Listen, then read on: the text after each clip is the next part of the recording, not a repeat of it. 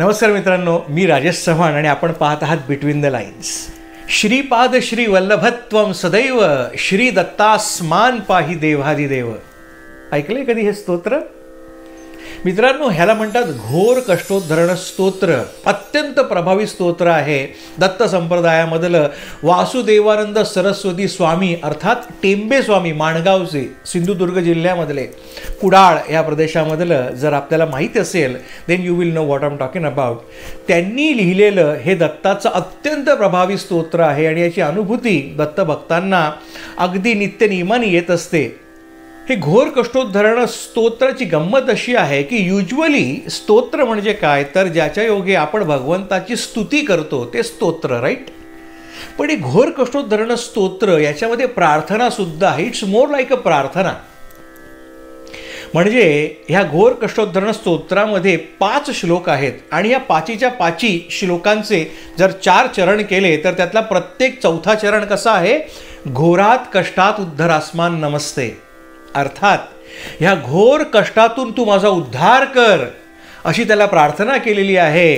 आता हे घोर कष्ट कुठले तर प्रत्येकाच्या परिस्थितीनुसार एव्हरीबडी नोज आता ते कुठल्या संकटात आहेत ते. आणि जर कोणी कुठल्याही संकटात नाही तर अतिउत्तम. मग आपण जाऊया ते खरं घोर कष्ट जे आपल्या जीवाला आहेत. कुठले?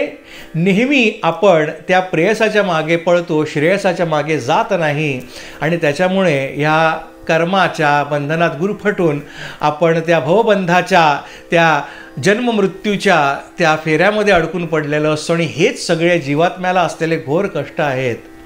तर यातून उद्धारण्यासाठी हे अत्यंत प्रभावी स्तोत्र आहे.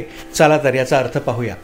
श्रीपाद श्री वल्लभत्वं सदैव श्री दत्तास्मान पाही देवाधिदेव. काय म्हटलेलं आहे? श्री दत्ता अस्मान पाही. हे दत्ता, तू माझ्याकडे पहा, माझ्याकडे तुझी कृपादृष्टी ठेव, माझ्याकडे तुझी कृपा नजर असू दे, तुझी कृपा मेहर असू दे. कधी? सदैव, राईट. आणि इथे काय म्हटलेलं आहे दत्ताला वेगवेगळ्या उपाधी दिलेल्या आहेत. कुठल्या? श्रीपाद श्री वल्लभ त्वं सदैव श्री दत्तास्मान पाही देवाधिदेव. हे देवाधिदेवा श्रीपादा, हे देवाधिदेवा श्री वल्लभा, हे देवाधिदेवा दत्ता, तू सदैव तुझी नजर माझ्यावरती ठेव. आणि कसा आहेस तू? भावग्राह्य क्लेश हारीन सुकीर्ते. तुझे 2 USP सांगितलेले आहेत, 2 कॅरेक्टरिस्टिक्स सांगितलेले आहेत त्या दत्ताचे. काय? एक म्हणजे भावग्राह्य. म्हणजे काय? म्हणजे तू जर मला हवा असशील, मला जर तुला अप्रोच करायचं असेल तर मला काय फार मोठी तपसाधना करायची आहे का? फार मोठा जप करायचं आहे का? फार मोठं पूजन होम हवन करायचं आहे का? तर नाही. भावग्राह्य. नुसतं भावानी, प्रेम भरानी मी तुला हाक मारली तरी तू माझ्यासाठी धावून येणार आहेस, राईट. आणि एकदा का तू धावून आलास की तू काय करतोस? सत्वर माझ्या क्लेशांचं हरण करून टाकतोस, अशी तुझी कीर्ती आहे. भावग्राह्य क्लेश हारीन सुकीर्ते. तेव्हा हे दत्ता, माझ्या घोर कष्टातून तू माझा उद्धार कर, या जीवात्म्याचा, या जीवाचा उद्धार कर. आणि हे दत्ता, तुला नमस्कार असो. त्वं नो माता त्वं पिताप्तो धीपस्त्वं त्राता योगक्षेमकृत सद्गुरुस्त्वं. कैसे बताऊं मैं तुम्हें, मेरे लिए तुम कौन हो? अरे कसं काय सांगू हे दत्ता, माझ्यासाठी तू कोण आहेस? कोण आहेस? त्वमेव माता च पिता त्वमेव बंधुश्च सखा त्वमेव. तसंच आहे हे. त्वं नो माता त्वं पिता, तू माझा आप्त आहेस, अधिपती आहेस. त्वं नो माता त्वं पिताप्तो धीपस्त्वं. त्राता आहेस, तू माझा तारणहार आहेस. योगक्षेम कृतम सद्गुरुस्त्वं, तू माझा योगक्षेम चालवणारा सद्गुरू आहेस, तू माझा प्रतिपाळ करणारा सद्गुरू आहेस. त्वं सर्वस्वं नो प्रभो विश्वमूर्ते. हे प्रभो, तू माझं सर्वस्व आहेस आणि तू कसा आहेस माझ्यासाठी? विश्वमूर्ते. म्हणजे संपूर्ण विश्व म्हणजेच तुझी मूर्ती आहे, किंवा तू या संपूर्ण विश्वाच्या रूपाने अभिव्यक्त झालेला आहेस. म्हणजे माझ्यासाठी हे संपूर्ण विश्व म्हणजेच तू आहेस दत्ता. अशा हे प्रभो, या घोर कष्टातून माझा उद्धार कर आणि तुला नमस्कार असो. पापम तापम व्याधी माधीम च दैन्यम भीतिम क्लेशम त्वं हराशु त्वदन्यम त्रातारम नो वीक्ष ईशात सजूर्ते. आता इथे दत्ताला प्रार्थना केलेली आहे किंवा त्याला आवाहन केलेलं आहे म्हणा ना, कशा करता? हरण करण्याकरता. त्वम हराशु. कसलं कसलं हरण करायचं आहे? पापम तापम व्याधीम माधीम च दैन्यम भीतीम क्लेशम. या सगळ्याचं तू हरण करायचं आहेस, सत्वर हरण करायचं आहेस. का बरं? तूच का हरण करायचं आहेस? कारण त्रातारमनो वीक्ष ईशात सजूरते. हे माझ्या सगळ्या पीडा हरण करणाऱ्या, पीडा शांत करणाऱ्या दत्तात्रेया, तुझ्या वाचून मला अन्य कुणीही त्राता नाही. केवळ तूच एक माझा रक्षण करता आहेस. रिमेंबर, आपण मागच्या श्लोकात काय म्हटलेलं आहे? तूच माझी माता आहेस, तूच माझा पिता आहेस, तू माझं सर्वस्व आहेस, तूच एक तारणहार आहेस. आणि केवळ एक तूच एक माझा तारणहार असल्यामुळे मी फक्त तुझ्याकडेच शरण आलेलो आहे. माझ्या सगळ्या आयुष्यातल्या ज्या निगेटिव्ह गोष्टी आहेत त्यांचा तू सत्वर नाश करावास आणि ह्या घोर कष्टातून माझा उद्धार करावास. हे दत्ता, तुला नमस्कार असो. आता पुढचा श्लोक आहे तो माझा अत्यंत फेवरेट आहे. नान्यस्त्राता नापि दाता न भरता त्वत्तो देवत्वम शरण्योकहर्ता. ना अन्यस्त्राता, तुझ्या वाचून मला अन्य दुसरा कोणीही त्राता नाही.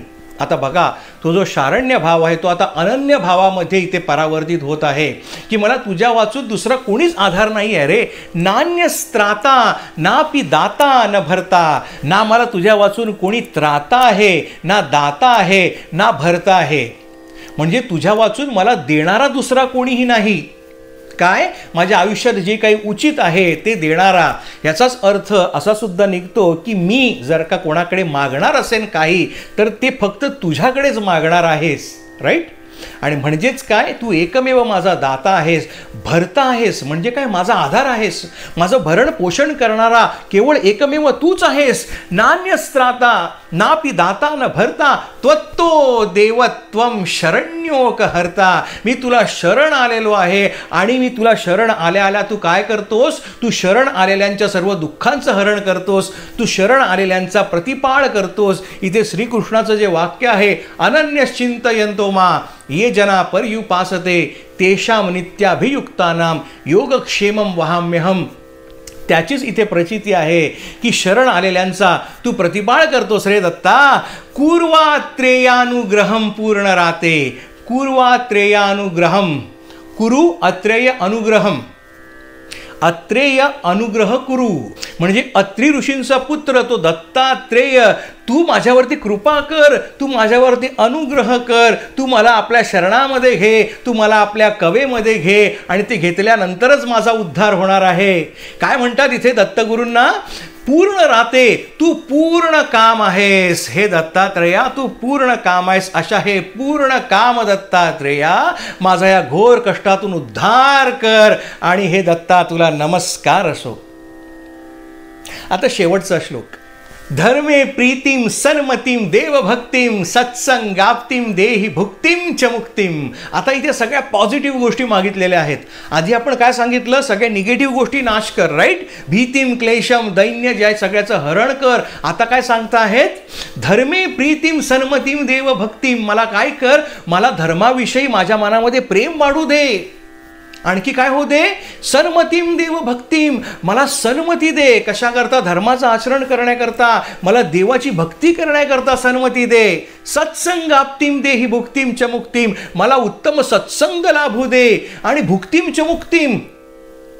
भुक्ती आणि मुक्ती परस्पर विरुद्ध वाटणाऱ्या गोष्टी आहेत. पण काय म्हणताहेत? मला भुक्ती म्हणजे काय? मला भोग. कसले भोग दे? जे उचित आहे, जे धर्मानुसार मिळणारे भोग आहेत ते सगळे मला मिळू देत.